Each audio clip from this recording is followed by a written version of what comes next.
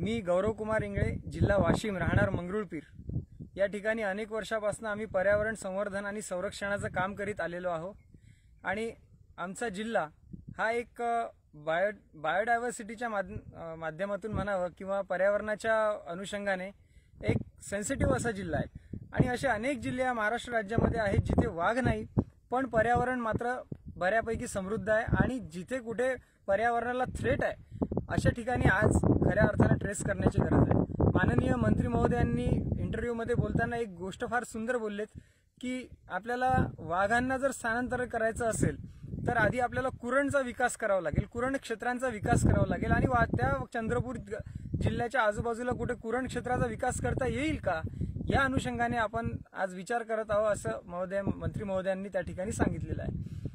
आज मला हे म्हणायचं आहे की वाशिम जिल्ह्यामध्ये मंगरुळपीर तालुक्यापासनं मंगरुळपीर, मानोरा, डिग्रस आणि समोर यवतमाळकडे जाणारा रस्ता ह्या ठिकाणी असंख्य अशा प्रमाणात छोट्या मोठ्या टेकड्या आहेत। ह्या टेकड्या आपण पाहू शकता, मी सध्या अशाच काहीशा ठिकाणी उभा आहे आणि ह्या टेकड्यांच्या माध्यमातून आपण कुरण क्षेत्र नक्कीच डेव्हलप करू शकतो। आपल्याला ग्रास जर या ठिकाणी डेव्हलप करायचं असेल तर सगळ्यात आधी सर्वात महत्त्वाची गोष्ट अशी या ठिकाणी समोर येते की एकेकाळी ह्या टेकड्या फार ग्रीन होत्या, फार हिरव्या होत्या आणि खूप आमचे काही लोक सांगतात, जुने लोक सांगतात की या ठिकाणी वाघ, लांडगा आणि बिबट वगैरे असे हिंस्र प्राणी या ठिकाणी दिसून यायचे। पण आज ह्या टेकड्या पूर्णपैकी क्लीन झालेल्या आहे, येथे व्हेजिटेशन फार कमी राहिलेलं आहे। याचं कारण काय? आपण कुरण क्षेत्र तर नक्की डेव्हलप करू, या निर्णयाला 100% समर्थनच आहे, यात दुमत नाही। परंतु हे कुरण क्षेत्र टिकून कसं राहील आणि वाघ हा कुरण क्षेत्राकडे मायग्रेट करेल यात शंका नाही, कारण वाघाचं जे मुख्य खाद्य आहे हे कुरण क्षेत्राकडे मायग्रेट करेल, ग्रासलँडकडे मायग्रेट करेल, त्यामुळे वाघ सुद्धा त्या ठिकाणी मायग्रेट करेल आणि हे जे मायग्रेशन होईल, हे जे स्थानांतरण होईल हे 100% नॅचरल आणि बेस्ट असं स्थानांतर राहणार आहे। यावर कुणाचंही कुठल्याही प्रकारचं दुमत येण्याचा प्रश्नच उपस्थित होत नाही। परंतु प्रश्न असा उपस्थित होतो की हे कुरण क्षेत्र आपण कुठे डेव्हलप करायचं आहे। ज्या पद्धतीने आता मी थोड्या वेळ आधी सांगितलं की ह्या टेकड्यांच्या रांगा मंगरुळपीर पासून तर डिग्रस पर्यंत अशा असंख्य टेकड्यांच्या रांगा आहेत। मानोरा तालुक्यामध्ये भरपूर अशा टेकड्या आहेत आणि ह्या टेकड्यांवर जर आपण ग्रास डेव्हलप करू शकलो तर मला असं वाटते की वाघ असो, बिबट असो किंवा लांडगा असो किंवा इतर कुठलाही मोठा हिंस्र प्राणी असो ज्याचा वेग आणि वजन किंवा ज्याचा आकारमान जास्त आहे, बहुतेक या सर्व हिंस्र वन्य प्राण्यांचं खाद्य जे आहे हे खाद्य त्यांचं एकसारखंच आहे। म्हणजे काय होईल की आपण जर विदर्भामध्ये वेगवेगळ्या ठिकाणी जिथे टेकड्यांचं संवर्धन झालेलं नाहीये किंवा मागच्या अनेक दशकांपासून ज्या टेकड्या ओसाड पडलेल्या आहेत त्या टेकड्यांचं जर आपण त्या ठिकाणी संवर्धन करू शकलो तर नक्कीच इतर जे मांसाहारी प्राणी आहेत जे वाघाबरोबर जंगलामध्ये राहतात ते कुठेतरी मायग्रेट व्हायला लागतील आणि त्या जंगलावरचा मांसाहारी प्राण्यांचा ताण म्हणजेच घनता ही निश्चित त्या ठिकाणी कमी होईल। मग आता या टेकड्यांचं संवर्धन कसं करायचं?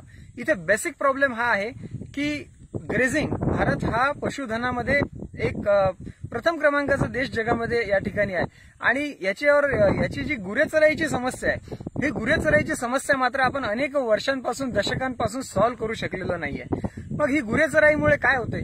आता फॉर एक्झाम्पल ही टेकडी आहे, आता ही जर अशा पद्धतीने ओसाड पडलेल्या टेकड्या आपण बघू शकता आणि या ठिकाणी गुरेचराईमुळे काय होते की हे ग्रास जे कुरण जे आपल्याला डेव्हलप करायचं आहे हे कुरण मात्र त्या ठिकाणातून नष्ट होते आणि काही दिवसानंतर तिथे ऊन, वारा आणि पाऊस हा अतिप्रमाणात आला की तिथली मातीचं मात्र त्या ठिकाणी त्या जमिनीची धूप होते आणि इरोजन होते, त्यामुळे तिथे ग्रासलँड हे मात्र उगवू शकत नाही। कालांतराने ती जमीन बॅरन लँड म्हणून आपण वन विभाग त्याकडे बॅरन लँड म्हणून पाहतो आणि त्या ठिकाणी कालांतराने बाभूळ, सुईबाभूळ अशा प्रकारचे काटेरी झुडपी वनक्षेत्र त्या ठिकाणी नॅचरली हे गोष्टी तयार होतात। यामध्ये ही बायोडायव्हर्सिटी असते, परंतु ह्या टेकड्यांचं जर संवर्धन ग्रास उगवण्याच्या अनुषंगानं किंवा ह्या टेकड्या ग्रीन करण्याच्या अनुषंगानं करण्यात आलं तर मला असं वाटते वाघांच्या नैसर्गिक स्थानांतराला कुठेतरी नक्कीच मदत या ठिकाणी होईल।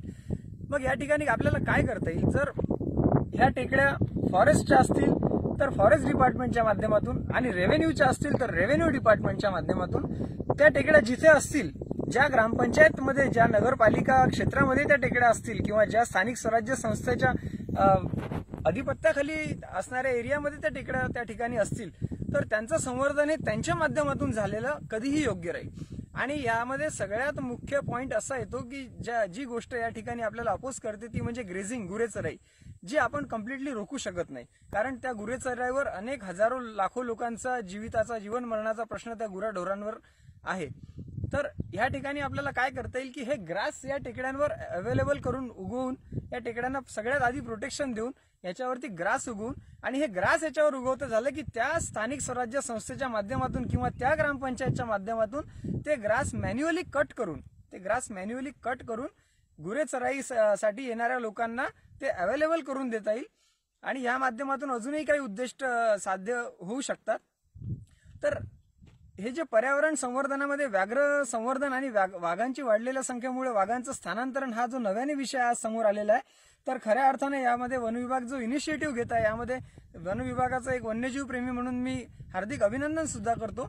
परंतु हा विषय आपल्याला या पद्धतीने जर हाताळला गेला, जर बॅरन लँडवर आपण लक्ष दिलं आणि आपल्याला इथे ग्रास उगवायचा आहे म्हणजे नेमकं काय करायचं आहे, आपल्याला इथे ग्रासचं बीज टाकून इथे पाणी द्यायचं असं आपल्याला विशेष काही करायचं नाहीये. इथे ग्रास उगवायचा आहे म्हणजे आपल्याला या टेकड्यांना फक्त प्रोटेक्शन द्यायचं आहे. जर आपण या टेकड्यांना प्रोटेक्शन देऊ शकलो तर इथे ग्रासही उगवेल, जमिनीची धूपही कमी होईल आणि कालांतरानं जमिनीची धूप कमी झाल्यानंतर इथे परत त्या वनस्पती इथून 10, 20, 30 वर्षानंतर कधीतरी उगवतील, ज्या वनस्पती आधी 20-30 वर्षाआधी इथे होत्या आणि अतिवृक्षतोड आणि गुरेचराईमुळे ज्यांचं अस्तित्व आज धोक्यात आलेलं आहे. आज या टेकड्यांचं जर आपण खऱ्या अर्थानं संवर्धन करू शकलो तर मला असं वाटतं की हिंस्र प्राणी ज्यांना म्हणून आज ज्या प्राण्यांना हिंस्र प्राणी म्हणून लोक घाबरतात, तर ह्या प्राण्यांचं मायग्रेशन हे सगळीकडे होईल आणि सगळीकडे झाल्यामुळे याचा बॅलन्स मात्र कुठेतरी टिकून राहील. एकट्या कुठल्या तरी वनपरिक्षेत्रावर याचा ताण येणार नाही. तर या अनुषंगानं माझी ही विनम्र आपणास सूचना आहे. धन्यवाद.